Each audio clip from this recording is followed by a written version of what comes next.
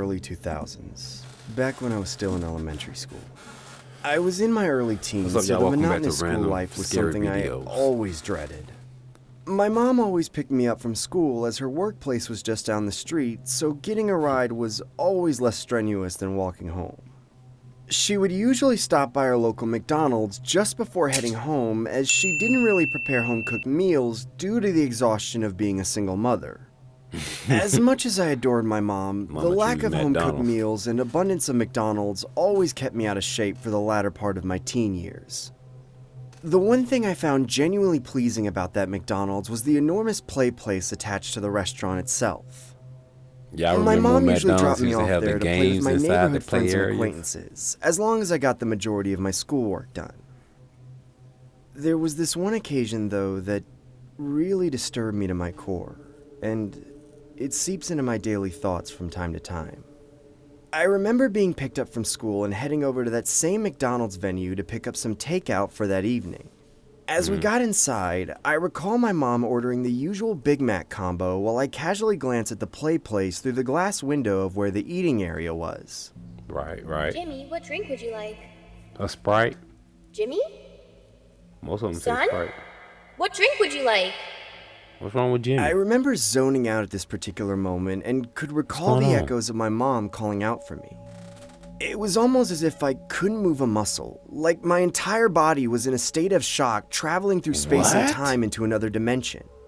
It felt like it was just me in the play place, like I had the entire setup all to myself. Jenny, what drink do you want? I'll get a Coke, Mom. As my mom headed back to complete the rest of the order, I could recall seeing the reflection of a Ronald McDonald clown standing from a distance behind me, almost like he wanted my attention. I casually pretend like I don't see him by keeping my eyes glued to the glass and not bothering to turn around. Right. I know you can see me on the reflection of the glass. That's when I casually turn towards the direction of the clown and say, can I help you, sir? Yes, my dear boy. Do you or your mother want to see what a pyromaniac can do with a little fire? We're just here to pick up a Big Mac, so no thanks. Maybe I can cook you a delicious giant Big Mac with my fire abilities so that you will never need to come to McDonald's again. Hey, leave us alone or I will call the cops. Go ahead and call them. I'll just teach my cellmates how to start a fire and make an explosion oh so beautiful. Let's get out of here, Jimmy. That's when we get inside my mom's vehicle and drive away from the McDonald's. Or should I say the clown. About a week after that bizarre encounter, I spent the majority of my time playing Duck Hunt on my Nintendo, as my computer lacked the entertainment that today's modern computer has. Right. I eventually went back to that local McDonald's, as I surprisingly missed the food, but more importantly, the play place.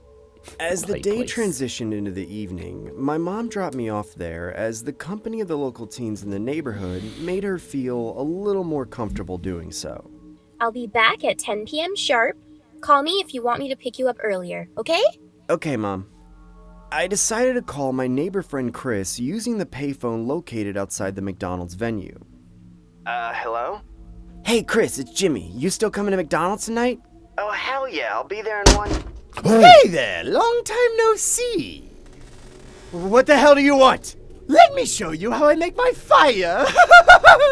Get the hell away from me or I'll call the cops.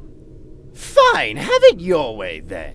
Your little behind couldn't handle all this smoke anyway. That's when I ran inside the McDonald's and immediately made my way inside the play place.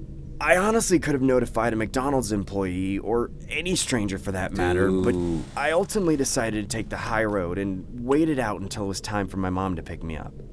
I remember making my way up through the tunnels of the playground, as I just wanted to reach the very top and avoid any further encounters with any other weirdos. I eventually reached the top of the platform and remember basking in the view, as the array of colors from the ball pit was always something I found oddly satisfying to look at. That's when I noticed a familiar head beginning to protrude from the balls in the pit. It was the clown. The same clown from earlier, looking up at me with his ominous smile and revolting eyes. What the hell is going on? Why isn't anyone acknowledging this freak? The clown just stood there looking at me as if nothing mattered besides myself and his existence. I know you can hear me up there. What the hell do you want? I killed your mother, Jimmy. Now it's only you and your stupid neighbors left. What the hell are you talking about? Jump! Hell no, leave me alone! Oh, don't worry, it's totally safe, Jimmy. Now jump. No, I'm not doing it. Jump! Jump! Jump! That's when I look to my left and see my friend Chris right next to me. We have no choice. What the hell? Now it's your turn, you little brats! Jump! Jump! Jump! What's going jump, on? Jump! Jump! Jump! Jump! Jump! I began to close my eyes and hyperventilate as I felt a sudden surge of adrenaline flowing through my body. But then I began to feel a rather odd sensation, something like a fiery substance burning the hairs on the back of my neck off. That's when I opened my eyes and find myself on my apartment balcony with my entire building engulfed in flames. What? What the hell? Somebody help me! Help!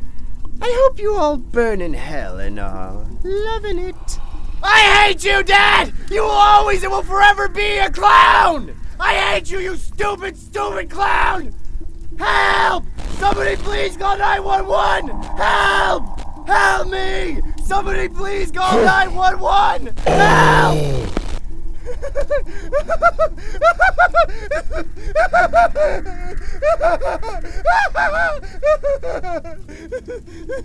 What? My name is Sophie, and this What's up, happened Sophie? last year on Valentine's Day. Okay, I met talk to Sam me. 6 months before Valentine's Day. Even though it all started out as casual dating, we soon became really close. I Right. felt like he is the one for me. We used to You go did? out a lot and made many good memories. Everything was going well. One day, Okay. Sam told me he recently spoke to his mother. She would like to invite us to a Valentine's Day dinner at their house. I looked at him with a nervous That face and kinda said, are you sure about bringing me to meet your family? Right, Sam on gave a Valentine's big Day? smile and said, Come on, Sophie, you're a delight. They will be overwhelmed to meet my girl. Even On though I Valentine's Day? felt things were happening soon, I didn't say that to Sam. Honestly, I was excited to meet his family too. His family stayed in a farmhouse located in the countryside. I stayed with Sam on the night before Valentine's Day. At midnight, when the clock struck 12, Sam surprised me with a bunch of roses and a beautiful nice. heart-shaped red velvet cake. Sam man loved stepped his game pampering up. me. We exchanged our up. Valentine's gifts, and love was indeed in the air. That's what's Next up, Sam. morning, we woke up and packed our belongings. It was going to be a 5-hour drive, so we decided to start early. Sam Okay. started the car, and we were on our way. As soon as we left the city, we stepped into a refreshing nature. Long Okay. trees standing on the roadsides, and a bright Beautiful. sky greeted us with cool breeze, cheered me up in no time. Oh, We were wow. laughing and talking on the way. I asked Sam, So how many people are there in your family? Sam smiled and said, You're still nervous about this, huh? I awkwardly smiled because I was at the time. But he still Sam answered that then question. said, Well, it's not too much. My parents, my grandma, and my little sister Tina. I replied in a surprised voice, Sam, you have a sister? Why didn't you tell What? me earlier? How old is she? Hmm. Sam smiled and said, Yes, I have a sister. I knew someday you were going to meet her anyway, and she's 12 years old. I laughed at his humor. I noticed that I actually knew nothing about Sam's past or family until now. We always talked about us, but hardly talked about him or his previous life. Hey, All make I sure know y'all is talk about Sam teaches each in a other's city goals and school, and stuff. we meet in a pub. I shrugged off this uncertain feeling because I am anyway going to meet his family now. We I hear weren't that. about to reach when Sam's mom called. I obviously couldn't hear her from the other side of the phone, but with Sam's reply, I guessed that she was also excited to meet us. After 4.5 hours of driving, Sam pointed out to a dusty road on our left and said, See that road? The farmhouse is at the end of it. We got on the road, and I was surprised to see how an entire family is managing their life in such a secluded area. As far as my eyes went, I could see only trees and vast fields. At the end of the road stood a wooden farmhouse acquiring a large area. We finally reached near the house, and Sam honked his horn. A small girl dressed in flower-printed frock came running towards Sam.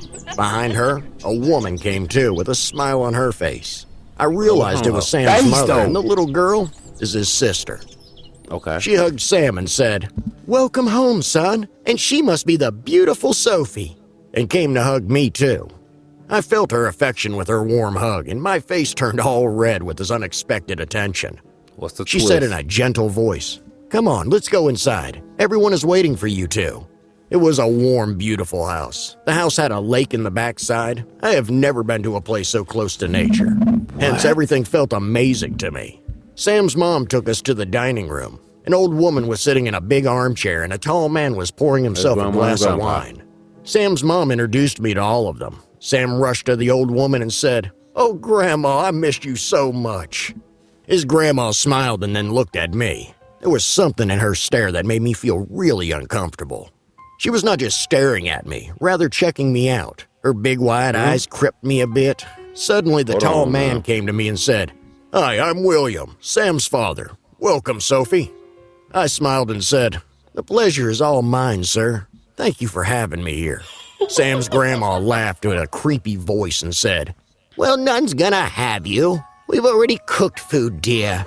Everyone laughed at her joke, and I had to join them despite the joke being really not funny. Sam's mom said, "We have prepared your bed in Tina's room. I hope you won't mind sharing a room with her." I nodded my head and said, "Oh no, it's absolutely fine." Sam's mom then turned to a glass of wine. Sam's mom introduced me to all of them. Sam rushed to the old woman and said, "Oh, Grandma, I missed you so much." His grandma smiled and then looked at me. There was something in her stare that made me feel really uncomfortable. She was not just staring at me, rather checking me out. Her big wide eyes crept me a bit. Suddenly, the tall man came to me and said, "Hi, I'm William, Sam's father. Welcome, Sophie." I smiled and said, "The pleasure is all mine, sir. Thank you for having me here." Sam's grandma laughed with a creepy voice and said, "Well, none's gonna have you. We've already cooked food, dear." Everyone laughed at her joke, and I had to join them despite the joke being really not funny. Sam's mom said, "We have prepared your bed in Tina's room. I hope you won't mind sharing a room with her." I nodded my head and said, "Oh no, it's absolutely fine." Sam's mom then turned to the little girl and said, "Tina, take Sophie to your room and be nice to her, okay?" Tina chuckled and said, "I'm always nice, Mama." Tina held my hand and we walked upstairs. Nice, Mama. As soon as I entered her room, I got shocked. Her room was nothing like a little girl's room. There were stuffed animals all over. Rabbits, eagles, deer heads were hanging from here and there. I asked her, "Whoa, what are these, Tina?" She replied in a jolly voice, "These are mementos." I said in a worried voice, "What do you mean by mementos?" She chuckled and said, "Daddy and I like to go hunting every Sunday. These are all the animals we killed, and I stuffed them with Daddy's help. Don't you like my collection?" I was out of words. Suddenly, I hear Sam's voice from behind. "Looks like you guys are already bonding, huh?" He stood on the doorstep and smiled. I was surprised to see how casual he was to see his little sister decorating her room with dead animals instead of toys. Tina chuckled and said, "I will go check out the frosting of my strawberry cake. Mommy and I made that for you, Sophie. Brother told us you like strawberry." She ran out of the room. Sam came to me and said, "Hey, is everything fine? I know we couldn't stay together. My family is, a bit conservative on that front." I replied, "No, that's fine, but don't you think your sister's room decoration is a bit weird?" Sam laughed and said, "Oh, Sophie, I forgot to tell you. It's nothing. You'll get used to it too. Now go freshen up. Dinner will be served soon." Around 8:30, I got downstairs with Tina for dinner. The dinner table was filled with various kinds of meat dishes. As we all sat down and started to eat, my mind started to forget all the tensions earlier. They were a happy family after all. The steak was delicious. The chicken soup made with their farm-fresh vegetables took all my tiredness away. Tina said in a cheerful voice, "Cut the cake, Mommy. Give Sophie the big piece." Sam's sister was really adorable. In one word, I was having a really good time.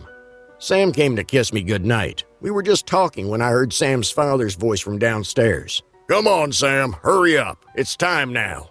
I asked, "Time for what, Sam?" Sam replied, "My father and I are going to hunt some wild boar tonight. There's a forest about 20 minutes from our house. Anyways, gotta go, love. See you in the morning." I saw Sam and his father driving away in their van from Tina's window. I was surprised to know Sam could be the guy who likes to hunt wild boars at night. I mean, he appeared very simple to me.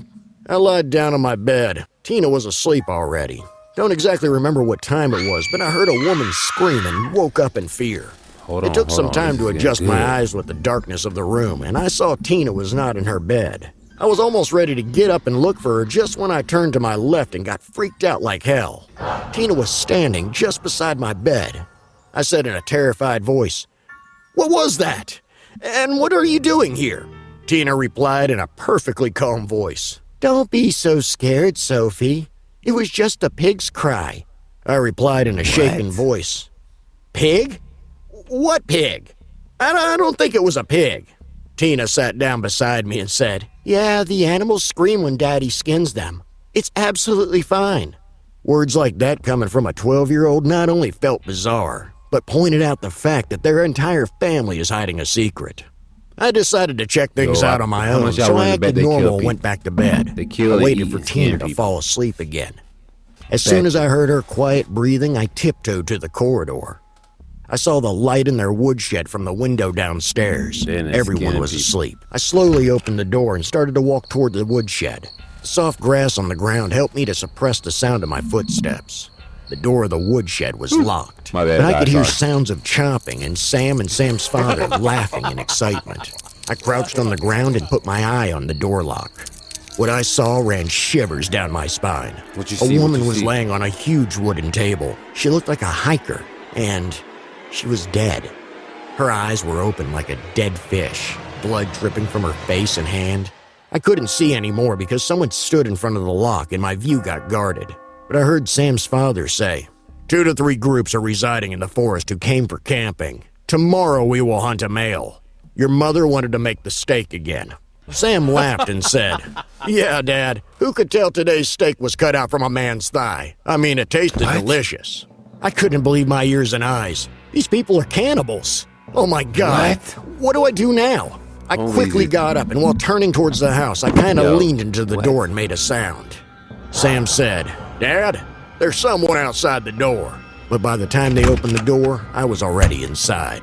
I peeped from the dining window and saw Sam looking around for some time, and then again went inside. I heaved a sigh of relief. I realized this is my only chance. I rushed to his room and took the car keys. I was about to go to the main door when I saw Sam's grandma standing near the door blocking my way. She gave me a Uppercut him. vicious smile You and better said, uppercut that bitch. "You can't leave. You are supposed to be one of us now. My grandson wants to marry you so you can stay with us forever."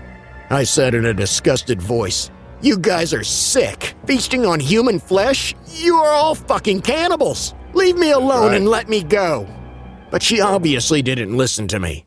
She started to scream, and I knew she was going to wake everyone up. I rushed toward her and knocked her down with one punch. She fell on the floor, and I ran for my life. I jumped into the car and saw the house lights were on.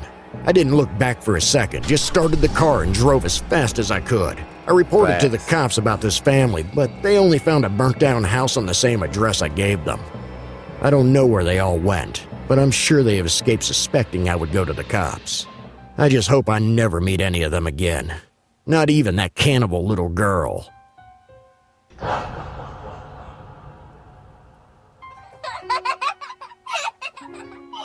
Yeah, nasty stuff. I'm a 28-year-old single mom. My son Ricky is still studying in preschool. We live in a suburb of Southern Ricky's king. California. My husband was an alcoholic. It goes without saying that our marriage was failing. He often abused me, but for the sake of my black guy. son, I kept tolerating him. One night he came home really drunk and started breaking furniture out of a rage over a petty fight. Ricky woke up and heard the sounds and came out of his room. He was standing in the middle of the dining room and watching his abusive drunk father creating a huge scene. I was expecting it to be like all the usual nights, just when something horrible happened.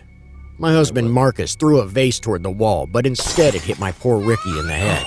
He started bleeding and fell to the floor being unconscious. I immediately rushed him to the hospital and eventually split up from my husband.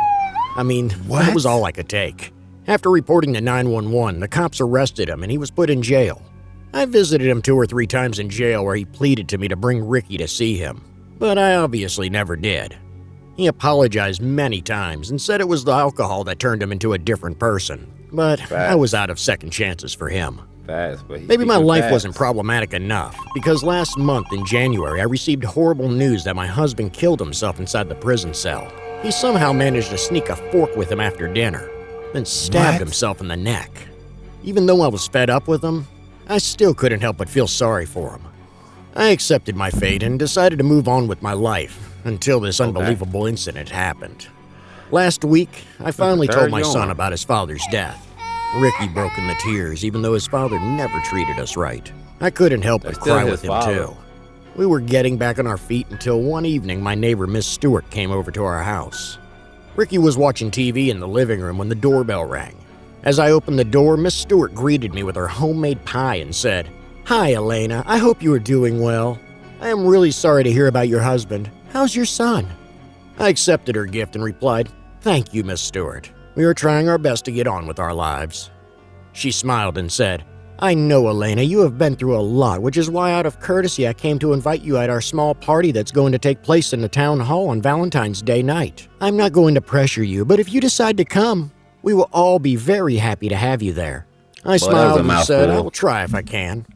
That night when I was tucking Ricky into his bed, he asked, "Mom, now that Dad is dead, are you going to celebrate Valentine's Day without him?" I was shocked to hear such words come from a 5-year-old. I said, "Why would you say something like that, Ricky?" Ricky looked at me blankly for a few seconds, then answered, "Dad told me to ask you. He would be sad if you do so." The hair on the back of my neck stood up. I said in a shaken voice, "What, Ricky? You know Dad is no longer with us. Please stop saying things like that." Ricky didn't say anything, just turned to the right side and closed his eyes. I couldn't sleep that entire night. There was no way Ricky would have come up with such a question on his own. Next morning, I called my mom and told her everything. She calmed me down and said kids make up things like that when they lose someone at a very young age. Probably Ricky misses his dad, so he is worried that if I start dating again, I will find someone to replace his dad. I went to work after dropping Ricky at school. Around the afternoon, I was going through some important files when my phone rang. I saw it was Ricky's teacher. She called me and said to come to the school immediately. Without thinking much, I rushed to the preschool. As I stormed into the school hallway, I saw Ricky sitting on a bench beside his teacher.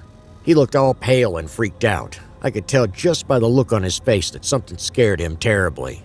He ran to me crying and I wrapped him into my arms. His teacher told me Ricky went to the bathroom during class, but when he didn't come back after a while, she went to look for him and saw him sitting on the bathroom floor hiding his face onto his palms and crying. He is not speaking a single word about what happened in the bathroom. I brought Ricky home and cooked him dinner. I decided to make him sleep with me that night. As I lay beside him, I kissed his forehead and asked, "What happened at school today, Ricky? Did anyone bully you?" He looked at me with his trembling eyes and said, "I don't want to see Daddy ever again, Mom." I don't know if you'll believe me or not, but my stomach dropped right at that moment. I said in a low, scared voice, "What do you mean by that, Ricky?" Ricky replied in a sobbing voice, "I was coming out of the bathroom just when I saw Daddy standing near the door. His face was all scary and his head was stuck. He wasn't blinking, just staring at me." I took a pause and said, "Why do you say his head was stuck?" Ricky replied, "His head was tilted and he couldn't move it, just kept standing there and watching me." Then he completely broke into tears. I remained awake that night. The horrifying things my son just said took my sleep away. The next day was Valentine's Day. I was already worried about the entire life situation, but somehow to cheer Ricky up, I decided to take him to the mall.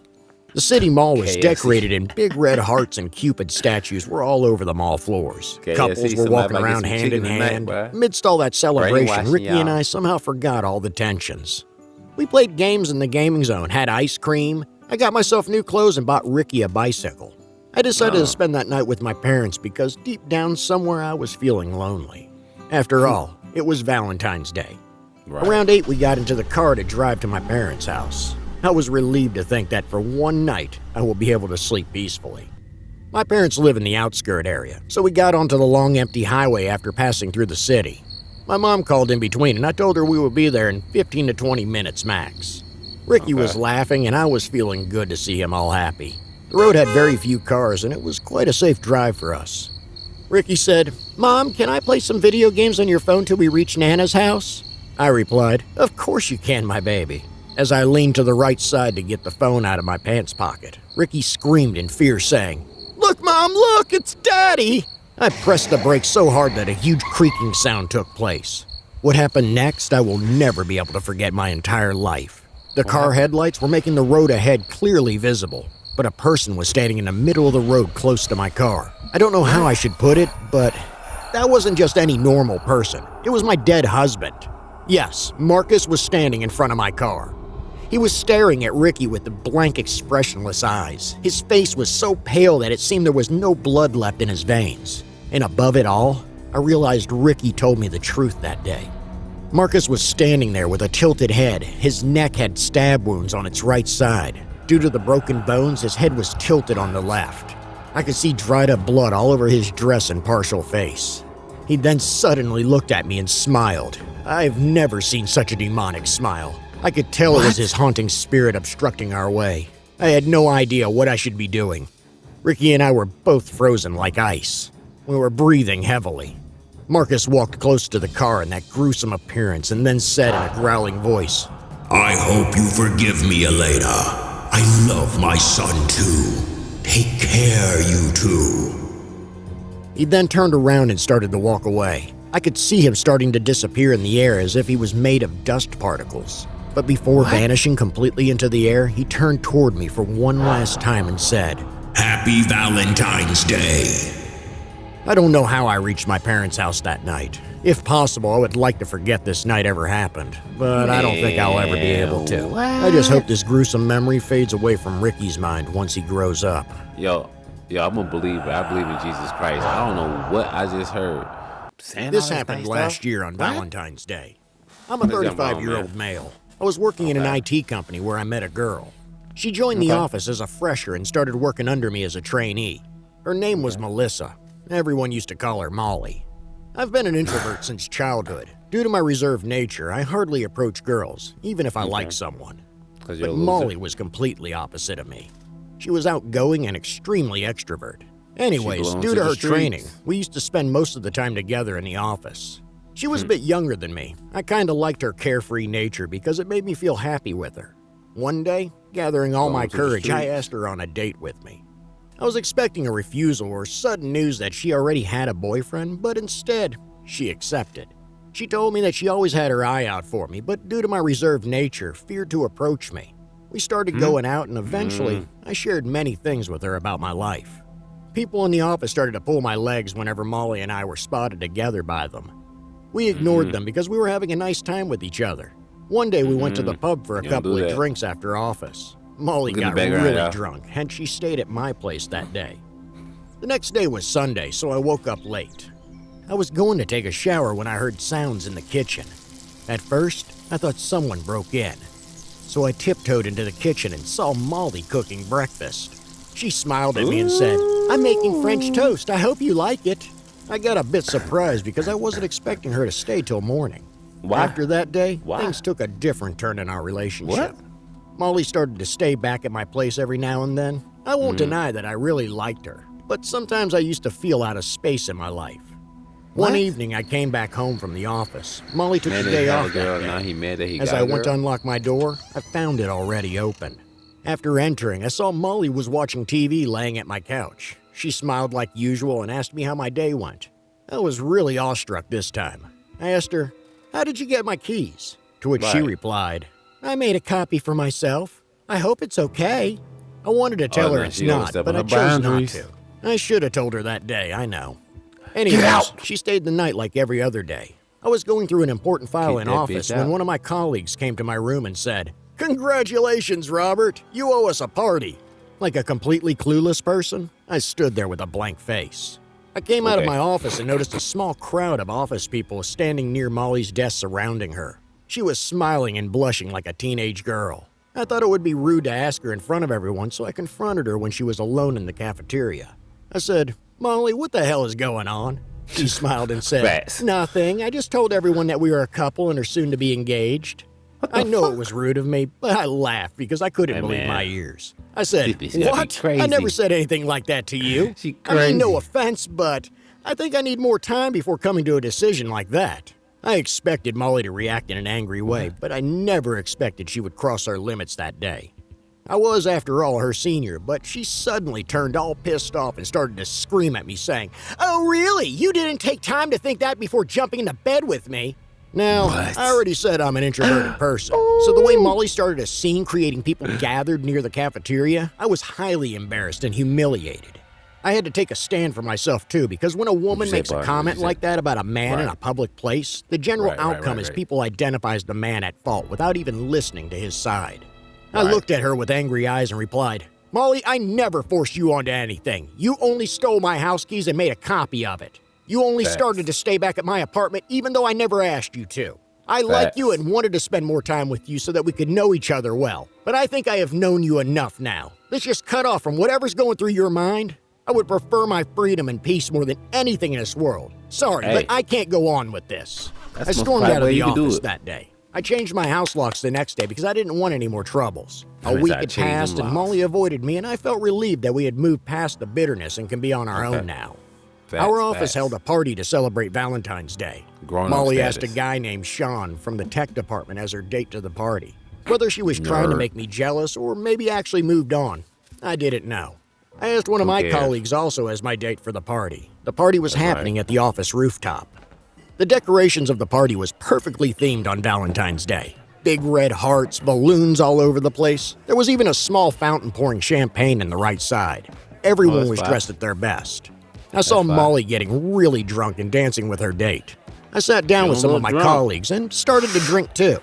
Things were going well. Then we heard a terrible scream. I sprung up from my chair and everyone started to panic. I recognized the scream. It was Molly's voice. It took time to figure out that she was not in the party. Scream, all right. We all started looking for her and found out she was screaming from the ladies' washroom. We all rushed towards her. As we reached the washroom, we saw a vicious sight. Sean was lying on the hallway right near the doorstep of the washroom. His head was bleeding heavily. At first, we all thought he was dead, but then one of our colleagues checked him and said, "Call an ambulance, we can still save him." Molly was sitting on the corner of the floor and sobbing like a little girl. Sean got admitted to the hospital immediately. What? Everyone asked Molly about what happened.